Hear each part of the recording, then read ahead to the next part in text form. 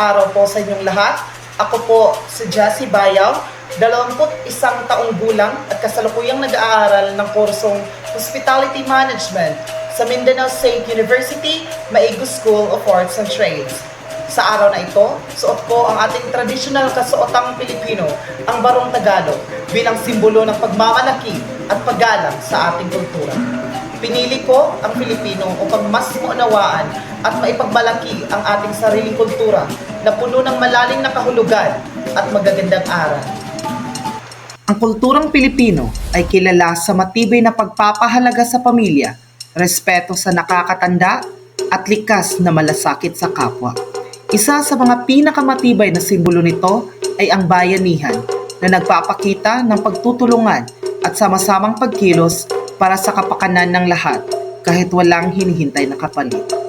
Ang moralidad na ito, kung maibabahagi at maisasabuhay ng iba pang kultura, ay magdudulot ng mas malalim na pagkakaisa at mas magandang relasyon sa bawat isa. Bukod dito, mahalaga ring maipasa ang diwa ng pagkikipagkapwa-tao at pagiging sensitibo at bukas sa damdamin at pangangailangan ng iba. Sa ganitong paraan, mabubuo ang isang mas maayos, masaya at maunlad na samahan sa anumang lugar, maging sa paaralan, trabaho o sa pang-araw-araw na buhay. Naniniwala ako na ang pagiging bukas sa pagtutulungan at pagmamalasakit sa iba na likas sa kulturang Pilipino ay isang aral na nararapat sundin ng kahit sinong tao sa anumang bahagi ng mundo.